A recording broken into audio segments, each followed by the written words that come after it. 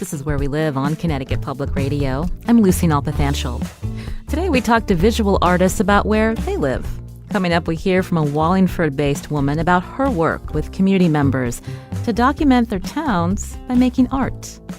First, when you drive or walk in Hartford, what locations stand out to you?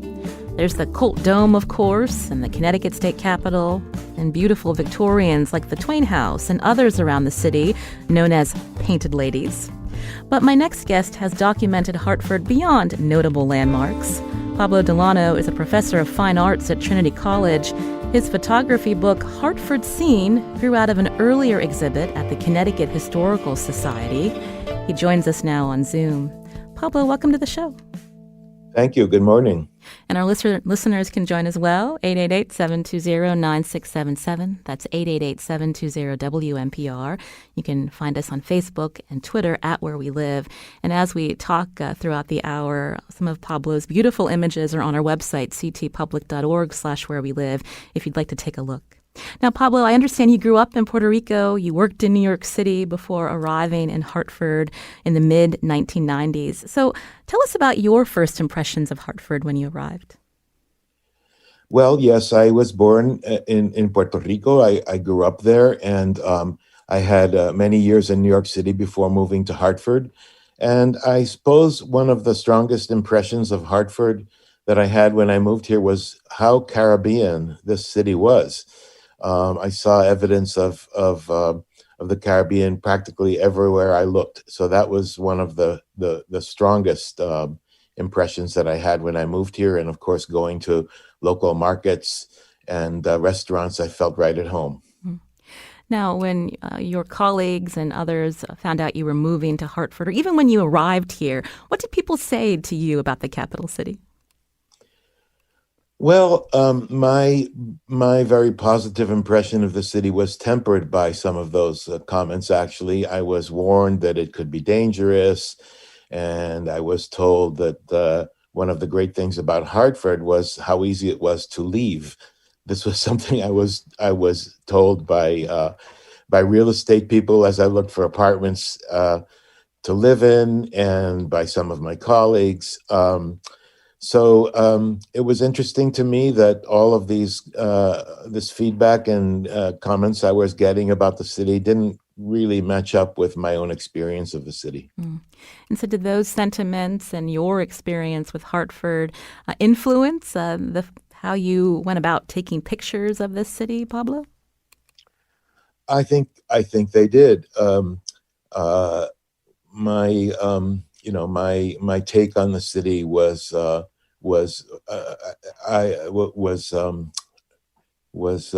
tempered by that. I was fascinated by the city, and at the same time, I felt, I didn't come around to photographing the city until I had been here for quite a while, and part of the motivation for that was just the need to be active as a photographer. But I would say that yes, in part my need to my desire to depict the city in photographs had to do with offering a counter narrative or a counterpoint to some of these other stories that I was hearing. I know I arrived in Hartford in 2007, and so what I loved about your book, Pablo, is I'm leafing through it, seeing some of these buildings, some of these places that you have focused on, places that I've driven by or even walked by, as our studios are in the Asylum Hill neighborhood. And so tell us more about the process when you were taking these photographs. What were some of the images that you wanted to focus on, and what you wanted to convey in this book? Well, the project more or less started after I had been living here for quite a while. I had always been struck by the visual beauty of Hartford. I drive back and forth to my job, and during that job, certain places always stood out to me, but they weren't necessarily the most famous landmarks of Hartford. Rather, they were places that struck me because of their color or the way they had been adapted by new waves of people coming in. So I was at a point where I was finishing up a photography project that involved having to travel and getting on a plane and going far away and spending a lot of time and money on that, and I wanted to do something local, something that I could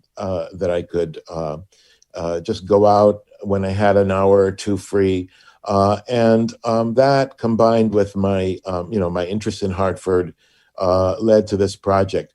The process was pretty simple. I mean, intuition was a very important part of the whole process. I never imagined when I began that it would turn into an exhibit or a book. It was kind of a way to understand the city better for myself. So I would drive and just stop wherever I felt like it, and get out and walk around and photograph things that interested me. Those things were quite often not the well-known landmarks, but rather manifestations of the Caribbean culture that I grew up in and other Caribbean cultures. I understand before you came to Hartford or even focused on Hartford in this book, you had a photography project looking at Trinidad. And so tell me about the differences in how you put together that project when we think about the West Indies being very colorful, and then thinking about Hartford. People think of this as a city that at one time had peaked and now has really just like other cities in the Northeast, not really the way that it used to be, known for its prominence and wealth. And so can you talk about the differences? Wow, well, there's a lot to talk about in your question. For one thing, the project the project I mentioned that I was finishing up was in Trinidad. One of the first things that happened to me when I started working at Trinity College is that I met a colleague who was doing research in Trinidad.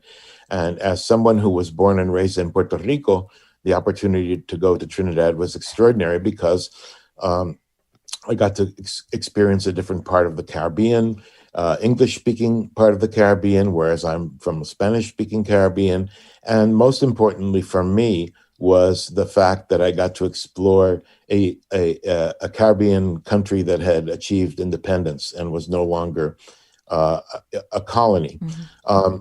Because of all, I became fascinated with Trinidad for all these reasons, and I felt that in order to explore it really in depth and understand this process of nation building and whatnot, I wanted to use black and white. I didn't feel that color would add anything to that work, and I wanted to be able to go deep into the society and understand all the processes that had unfolded into building this new nation. Hartford. So anyway, that project kind of wrapped up, and it also came out in the form of a book. Hartford, on the other hand, I felt that the color was really, really important. So just as the content had driven my decision to use black and white in Trinidad, in Hartford, it was also the content and my take on the city. I felt that it was really vitally important to use color because color represented, to me, this whole process of how the city had evolved. And yes, one of the things that was fascinating about the city was that it had been one of the wealthiest cities in the country and is now one of the poorest cities in the country. But I also saw tremendous cultural richness, and beyond that, I saw it as a city where there's a constant ebb and flow of population. So that even though the photographs are, even though the subject matter of the photographs is the built environment, it's really about the people and the people that built and transformed the city and kept it in this process of constant change. Mm-hmm. You're hearing Pablo Delano here on Where We Live, a visual artist and photographer, also professor of fine arts at Trinity College. We're talking about his photography book, Hartford Seen. You can see some of the images at our website, ctpublic.org/wherewelive. To build on what you talked about, Pablo, one of the first images that we have on our website from your book is of Pepe's, a beautiful yellow facade, and above it, apartments in gray. And when you talk about the way that the city has evolved, and thinking about also the people that have come here over the years. Do you think that's a good example of what you're talking about?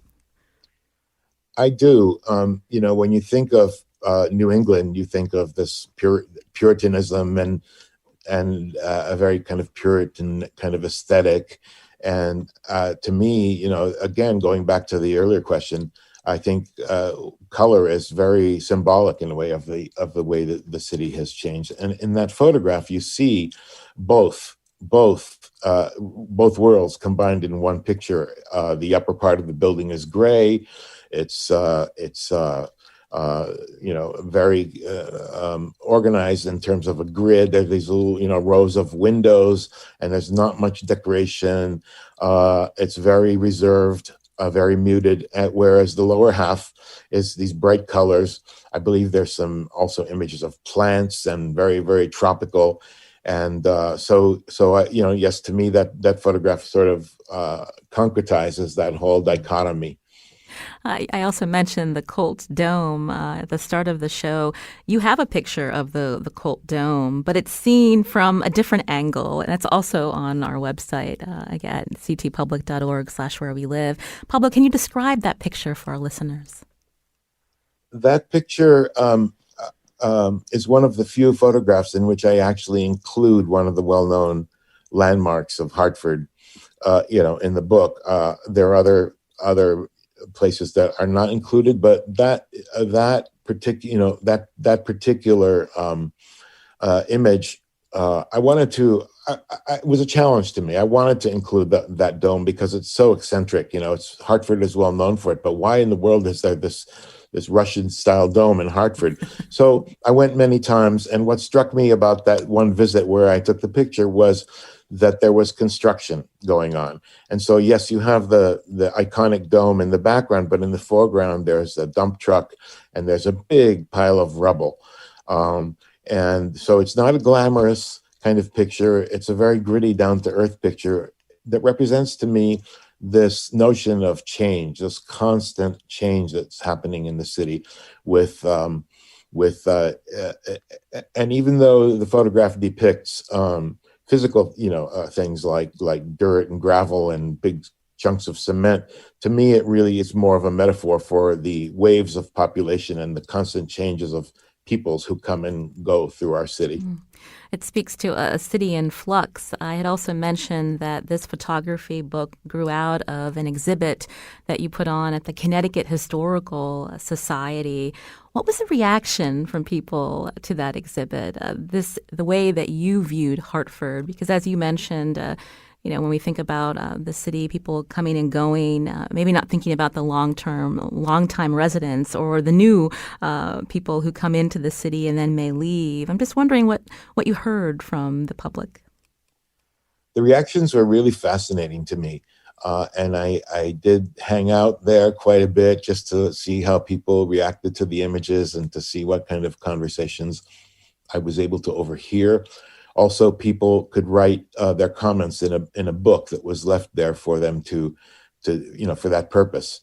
And it really ranged all over the place. I would have to say overwhelmingly the reaction was positive, but within that, there were really quite different. There were older people who recognized landmarks, not only recognized them, but had a personal connection to them. For example, an older woman was almost in tears when she recognized an apartment building that her father had built. And she noticed that one of the architectural details included some gargoyles that were up near the roofline. And she just went on and on about how much her father loved those gargoyles and how proud he was of those gargoyles. Other people said really beautiful sort of poetic things. One person was very much inspired by the blue skies in the photograph. They felt that these blue skies gave them a sense of hope. For me, also, it was interesting to hear the critical comments. To me, it sort of signaled that the photographs were doing their job.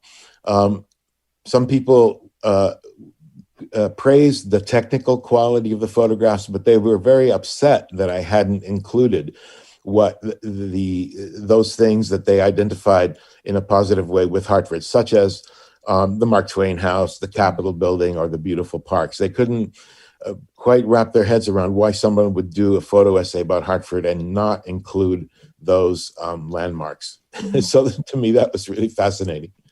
That is interesting. I have lived here for a while now, and when you think about the thousands of people who come into the city every day to work and then leave, they may have different impressions of the city again. But looking at some of these photographs of neighborhoods and streets, the vibrancy that has also been brought into the city, that can be often overlooked. Pablo, what do you think? Yes, it can be overlooked, especially if you don't take the trouble to go beyond the surface. It's the neighborhoods are wonderful and rich, and uh, uh, personally, I enjoy the process of doing these photographs because it puts me out into the neighborhoods and talking to people.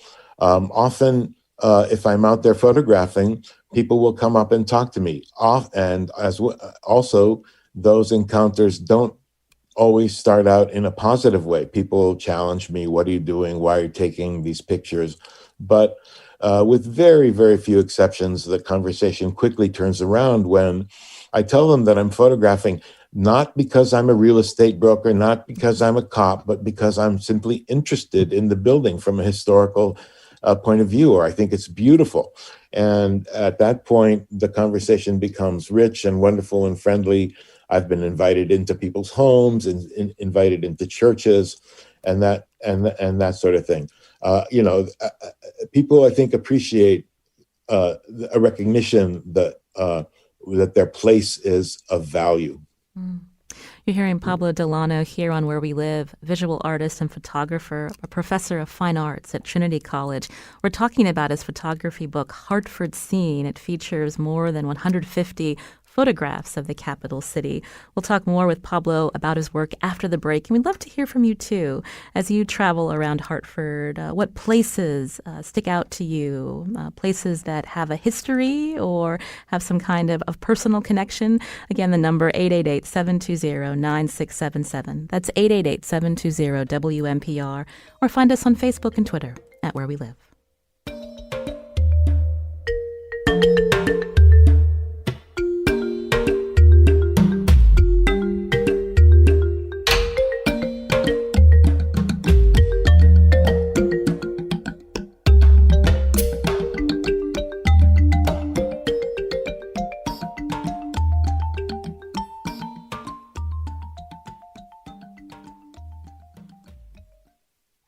This is Where We Live on Connecticut Public Radio. I'm Lucy Nalpathanchel.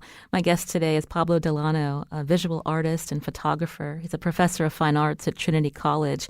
His photography book, Hartford Seen, was a Spirit of Connecticut finalist in this year's Connecticut Book Awards. You won't see many people in Pablo's book. Rather, you'll see a focus on buildings, from homes and places of worship to storefronts and industrial areas.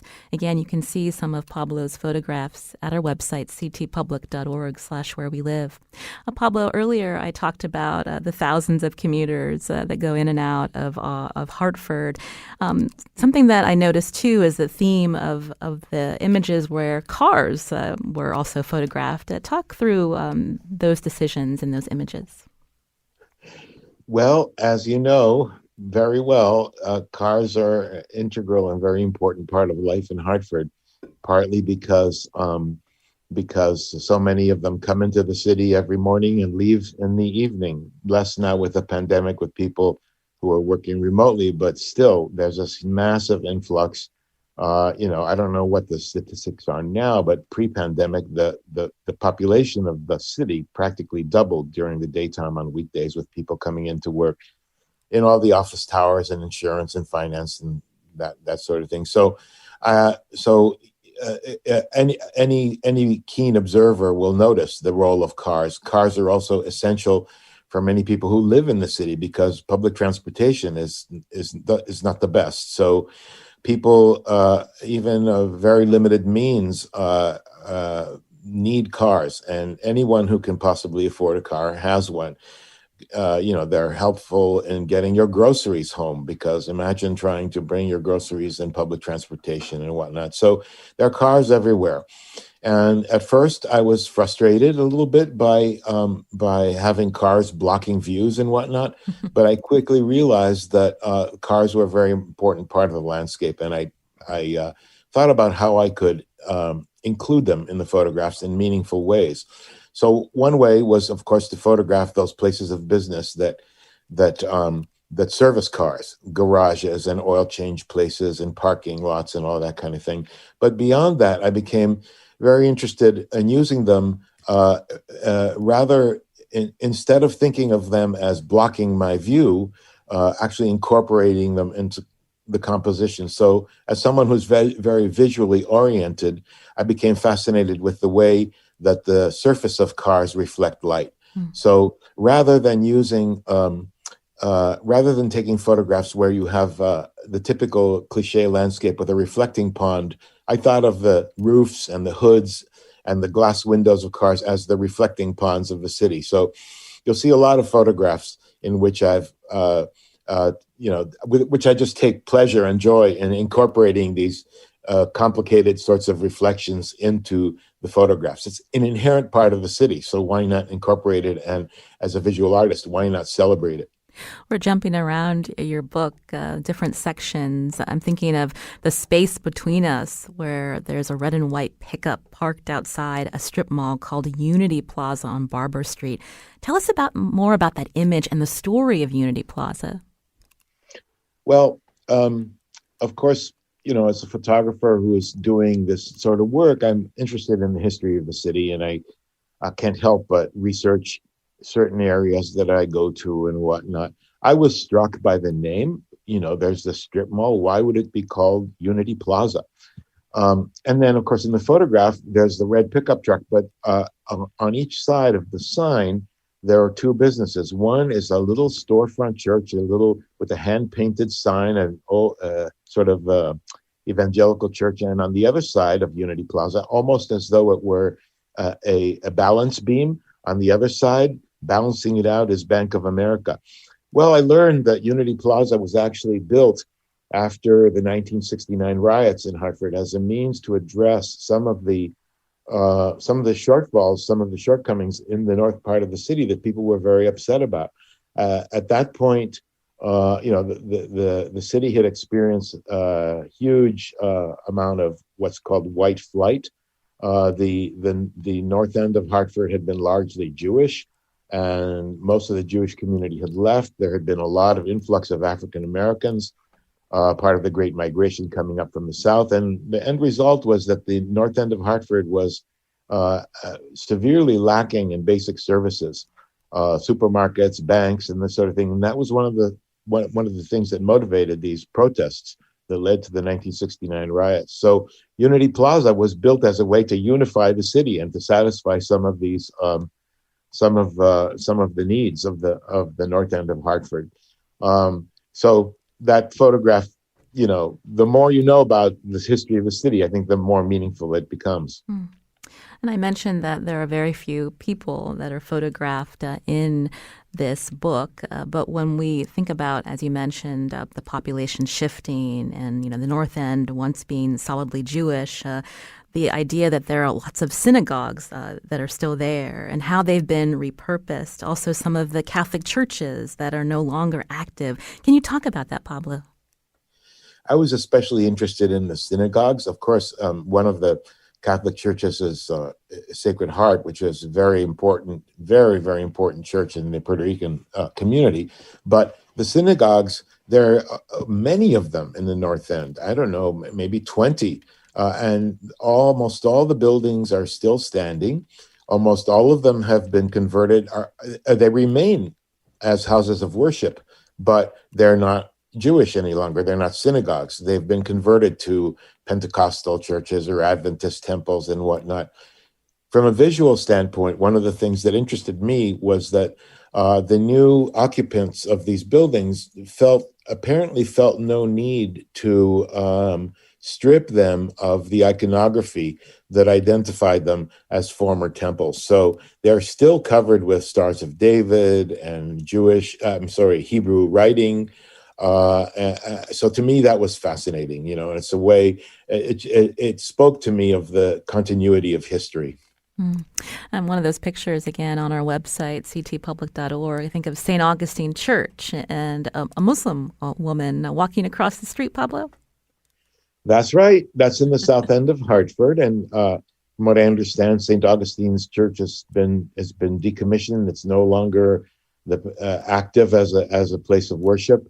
And nevertheless, it's a stunning building with columns and Greek columns in front and whatnot. And it really struck me that there is this formidable building, symbol of the Catholic Church, and a Muslim family crossing the street right in front of the church, going about their business. It just seemed to me emblematic of Hartford and of these constant flux and of the constant state of flux that Hartford is in.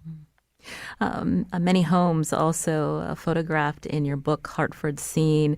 We had talked earlier about a scene of construction and rubble with the Colt Dome in the background. There's another picture, I think, on Washington Street where you've taken a picture of, I think, a mansion, and before it is a bobcat. Tell us about that. I believe that's the Lucius Barber House, which is a very important historical house in Hartford. It's in the Italianate style of architecture. What fascinated me about that was, of course, the building is stunning, but yeah, there's a bobcat, and it's in the parking lot of a brand new CVS pharmacy that was built at that corner, and the bobcat is moving snow. And again, there's another photograph in the book later with a bobcat of a mansion, on a different mansion, a newer mansion on Prospect Avenue. To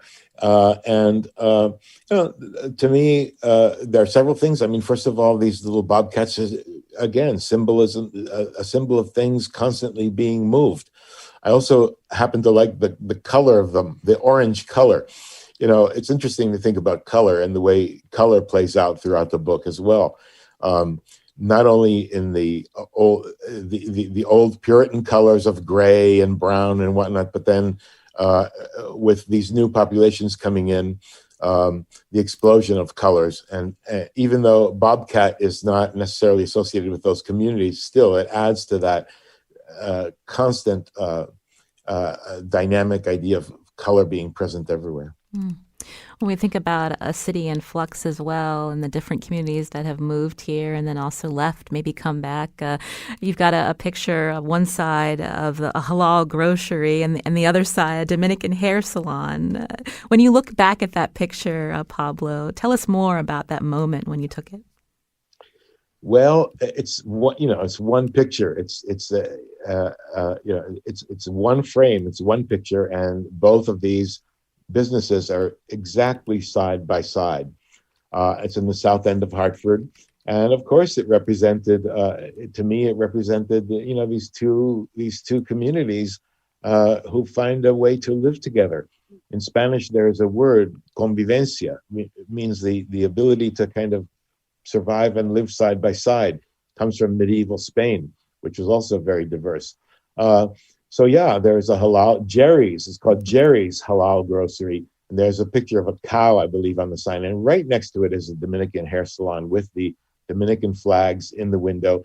To me, what made the picture was the little cat that was sitting right in the center of the photograph. And we don't know we don't know whether the cat belongs to the hair salon or the halal grocery, but it humanized the moment, I thought. We've been talking about some of the history of Hartford, once a very prominent city, as you mentioned, Pablo. And when we think about Hartford, we think of it as the insurance capital. And so some of those prominent insurance buildings are also featured in this book. But tell us about how you framed those shots and what you wanted viewers to get out of those particular photographs. Well, the history of insurance in Hartford is, of course, a very, very long history.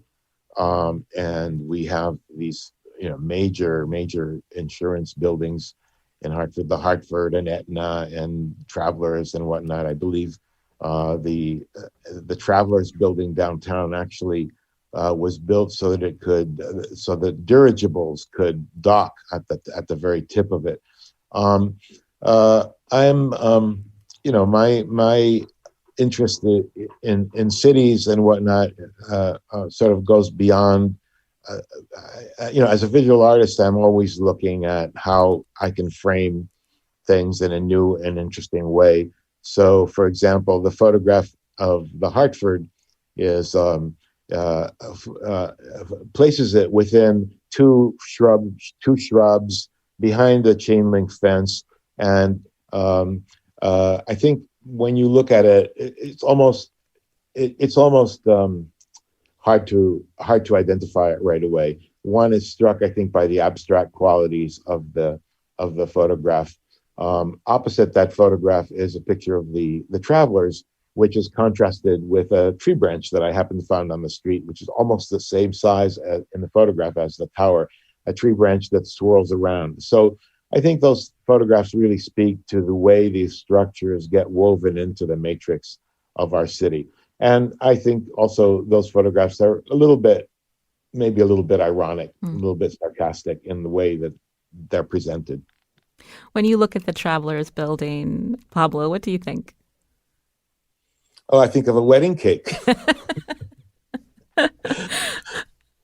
I think that's a pretty good description of the building. Again, or a temple, a temple to the insurance industry. Right. It sort of has that temple-like quality.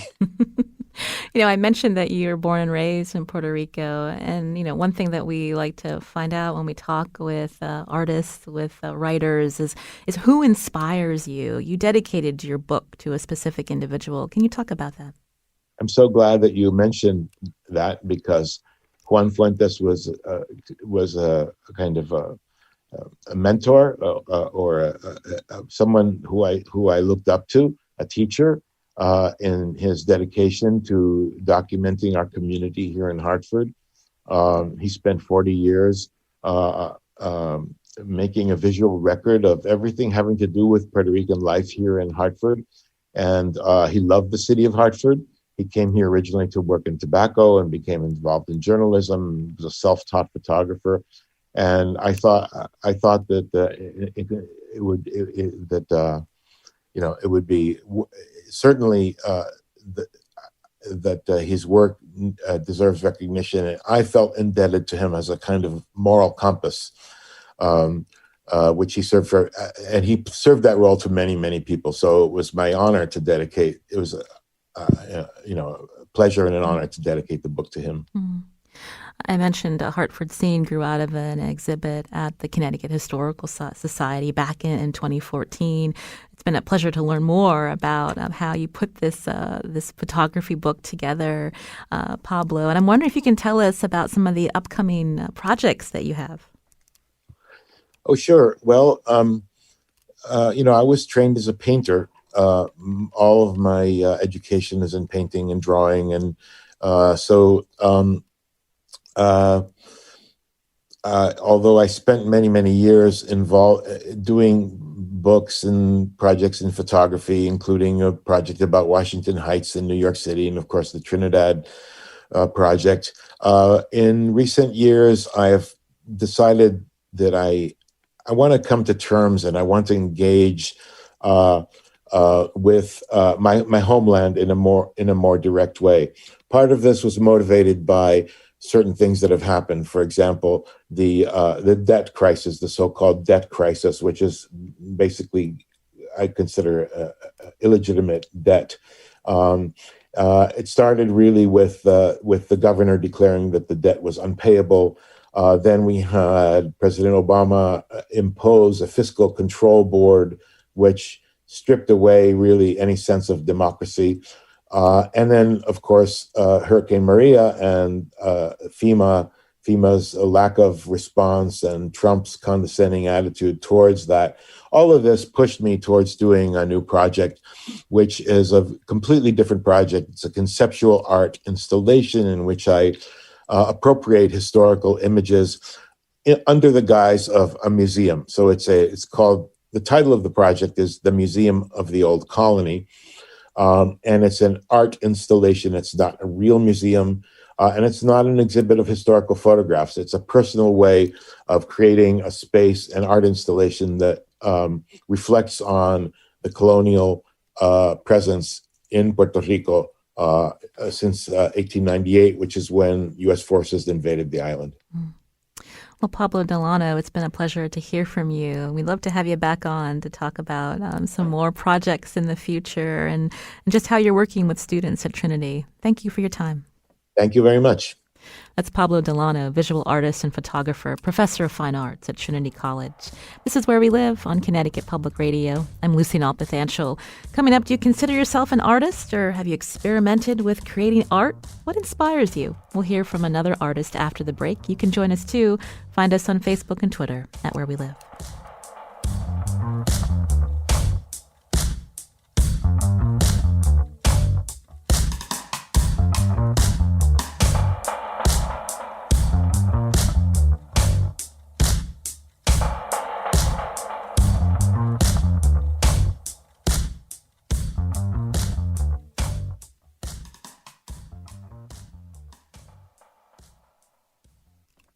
This is Where We Live on Connecticut Public Radio. I'm Lucy Nalpathanchel. Today we're talking to Connecticut artists. Have you been inspired to create art that reflects where you live? You can join us. Find us on Facebook and Twitter at Where We Live. My next guest is an artist and photographer who's worked with community members to create art. On Zoom with us, Rashmi Talpade. Rashmi, welcome to the show. Thank you. So tell us a little bit about your artistic process and how you've gotten involved with the community to inspire them. Well, what I do is I take a lot of photographs. I mean, you're talking of seriously a lot of photographs. The camera is like a body part to me, and I'm constantly taking photographs of anything and everything around me, to the extent that in a social situation, people are talking to me and I'm participating in the conversation, but at the same time, I'm taking photographs and people don't even notice anymore. And I have a collection of over 50,000 photographs on my computer, and God knows how much on the hard drives. Right.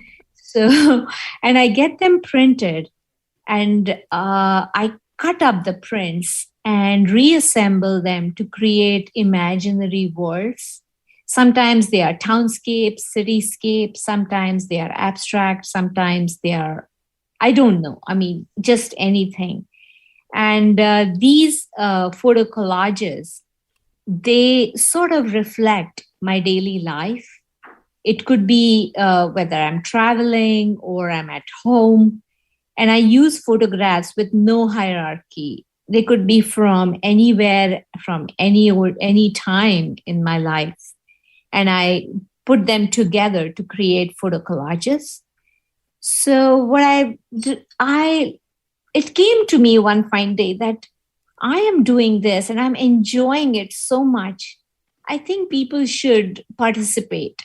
People around me should participate in this process and enjoy it and participate in the joy that I experience when I create this art. And so how did you get the community to be involved? Tell us a little bit about that, Rashmi. Yes.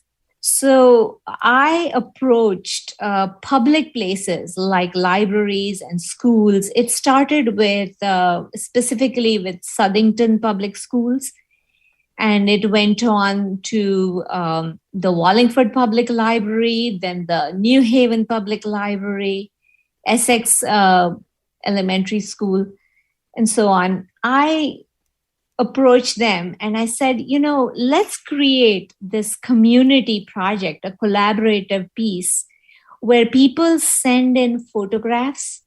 They can send me any photographs. It could be a photograph of just their house. And let's print these photographs and have people cut these photographs, reassemble them, and create townscapes of their own surroundings. Rashmi, can you describe some of the pictures that you received? What did people focus on?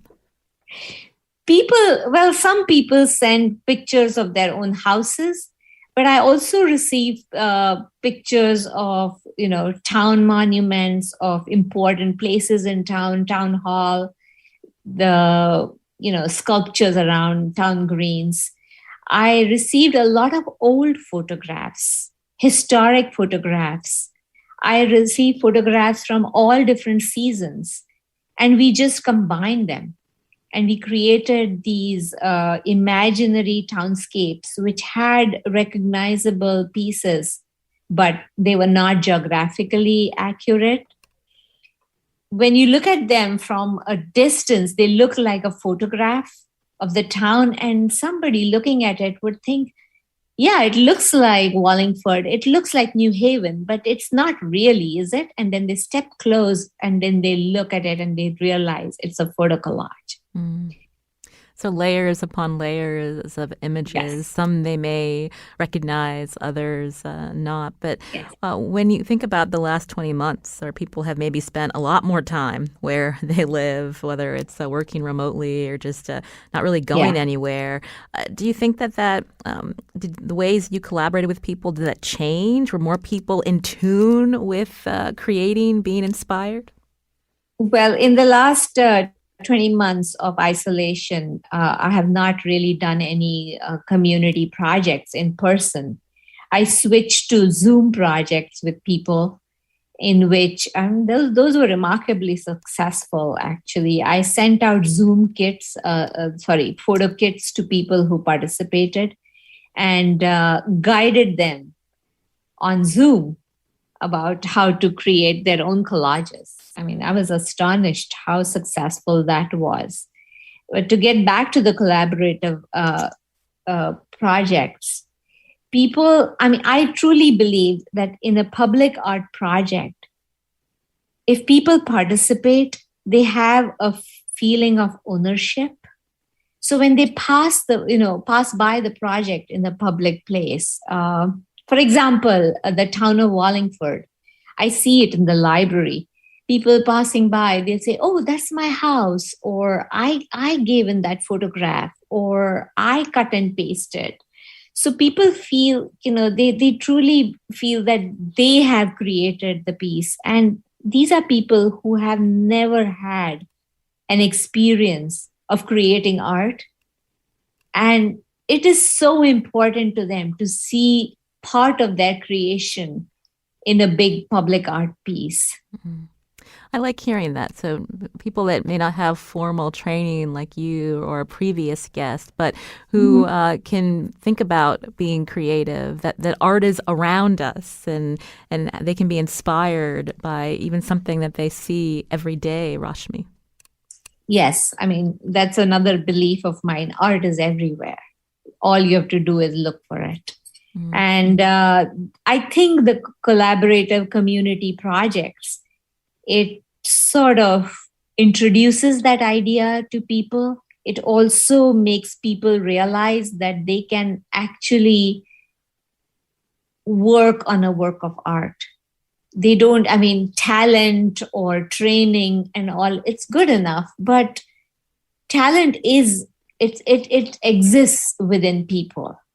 I don't believe there's any person who is not really talented. There is creativity within everyone. It's only a matter of tapping it. Mm. And I think that's what the collaborative projects do. Mm. You're hearing Rashmi Talpade here on Where We Live, an artist and photographer based in Wallingford. So you were mentioning these collaborative projects. What are you working on now? Well, right now, I have a project which is called Modern Archaeology. What I do is I take photographs of grunge, broken pieces of rust, things around which are not really considered photogenic pieces. And I'm creating this collection of 8 inches by 8 inches pieces, which project an archaeological dig of the future. So imagine if our civilization were to be dug up by archaeologists, say 1,000 years later, what would they find? I think they would find a lot of real garbage. They would find pieces of plastic, broken pieces of metal. And do you think that they will label it and put it in museums as art like we put the Greek pottery? Just think about it. So these pieces, these 8x8 pieces, and I have made 200 so far, and I hope to make much, much more. They are displayed in various different places. I have exhibited different collections from that same series in the gallery at Choate, in New Haven. Right now, they are on display at the Loomis Sheffey School. They have an art gallery there. I have also displayed them at the Hartford Public Library. And every time I display them, they are site-specific. They will go in a different arrangement, and they represent an archaeological dig. So it's as if, people are digging into the walls and all these pieces are coming forth. So that is my current project.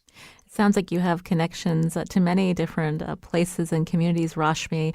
I understand you also did a series for Yale New Haven Hospital's Pediatric Oncology Unit where you're creating beautiful panels depicting the 4 seasons. And just briefly, also doing some work with New Britain. Can you tell us about that? Yes. So this was in, I think, 2017. The Yale New Haven Hospital, they have a program for arts called Arts for Healing. And they work with patients, and they give them, they have an artist in residence who works with patients. And we do art projects, which is, the specific one, the specific group that I worked with was the Pediatric Oncology Department. And that particular project was such a learning process for me. I have worked with communities in libraries, senior centers, schools, but working in a hospital, I'm not a trained medical person. And working with patients, it taught me to be a different person. I think it made me a better person. Working with patients, and again, we collected works from the Yale community. We got beautiful, beautiful pictures of flowers, gardens, and we got travel photos. We also had a picture of the Great Wall of China, which made its way into one of the gardens. The Yale Hospital has what they call the Healing Garden in the Smilo Center. And that is based on that, we adopted the garden theme. And then being New England, we decided to do the 4 seasons. Well, Rashmi, we have 4 panels of the 4 seasons. Rashmi, that sounds really interesting, and I want to make sure that our listeners know to learn more about your work. We have a link on our website, ctpublic.com/where we live, where you can find out more about Rashmi and the collaborative projects as well as the other art that she's created. Rashmi Talpade, artist and photographer, thank you for joining the show. We really appreciate it. Thank you. I'm Lucy Nalpathanchil. Today's show produced by Katie Pellico. Our technical producer is Kat Pastor. Our theme music's composed by Hannes Brown. We hope you have a great weekend.